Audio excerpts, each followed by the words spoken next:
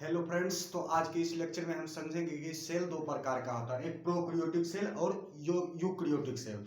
तो इसका ट्रिक समझते हैं कि प्रोकैरियोटिक सेल और यूकैरियोटिक सेल को आपस में डिफरेंशिएट कैसे करेंगे।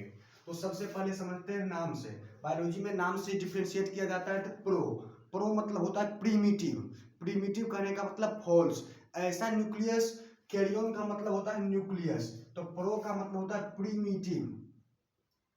प्रीमिटिव मतलब होगा फॉल्स। कैरियन का मतलब होता है न्यूक्लियस।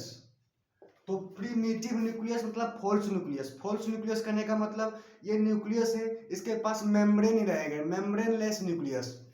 तो इन्वेलप इन्वेलप बोले चाहे उसका मेम्ब्रेन बोले, दोनों सेम ही होता है। तो प्रीमिटिव न्यूक्लियस करने का मतलब फॉल्स न्यूक्लियस। तो मेम्ब्रेन लेस न्यूक्लियस मतलब विदाउट मेम्ब्रेन रहेगा। तो nuclear envelope are absence. Envelope करने का मतलब ये अगर न्यूक्लियस है, इसके ऊपर में एक एनवेलप रहता है जो उसको कवर करता है, तो वो एब्सेंट है। जैसे ये न्यूक्लियस है, इसका केप ये कवर है, तो ये क्या है, ऐसे खुला है, ओपन है। तो विदाउट एनवेलप है, तो ये किस में पाया जाएगा एक ऐसा न्यूक्लियस, तो प्रोकैरियोटिक सेल में ऐसा न्यूक्लियस पाया जाएगा। वैसे यूकैरियोटिक सेल है जिसमें क्या होगा, यू मतलब होता है ट्रू, कैरियन मतलब न्यूक्लियस, सेल। तो ट्रू न्यूक्लियस कहने का मतलब उसका जो न्यूक्लियर एनवेलप रहता है, न्यूक्लियर मेम्ब्रेन रहता है, वो प्रेजेंट रहता है। तो इसमें ये न्यूक्लियर मेम्ब्रेन प्रेजेंट नहीं है,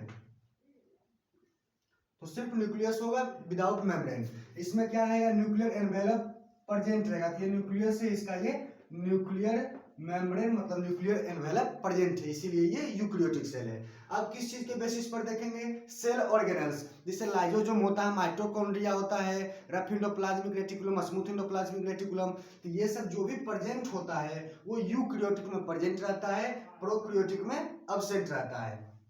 तो कौन कौन सा हो सकता है सेल ऑर्गेनेल्स, माइटोकॉन्ड्रिया, लाइसोसोम जो कि सुसाइडल बैग भी कहलाता है, और गोल्गी अपार्टस। तो ये सब प्रोकैरियोटिक सेल में एब्सेंट रहेगा, नहीं रहेगा, और यूकैरियोटिक सेल में प्रेजेंट रहेगा।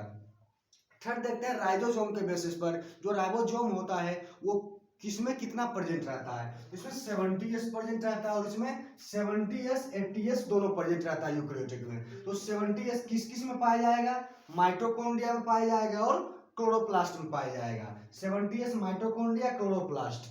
लेकिन माइटोकॉन्ड्रिया क्लोरोप्लास्ट दोनों सेल ऑर्गेनल्स है, किसमें पाया जाएगा, तो यूकैरियोटिक में पाया जाएगा। 80s rough endoplasmic reticulum.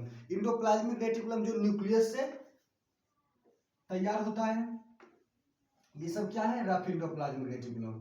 ऊपर में स्मूथ एंडोप्लाज्मिक रेटिकुलम। रफ क्यों बोल रहे हैं, क्योंकि इसके ऊपर में राइबोसोम प्रेजेंट रहता है। तो राइबोसोम प्रेजेंट रहने के कारण इसको क्या बोलते हैं, रफ एंडोप्लाज्मिक रेटिकुलम, जो कि रफ रहता है। स्मूथ के ऊपर में कोई भी राइबोसोम प्रेजेंट नहीं रहेगा, इसीलिए उसको स्मूथ एंडोप्लाज्मिक रेटिकुलम कहते हैं। तो ये आज क्लास में हम समझे प्रोकैरियोटिक क्या होता है, यूकैरियोटिक क्या होता है। नेक्स्ट लेक्चर में नेक्स्ट टॉपिक समझेंगे।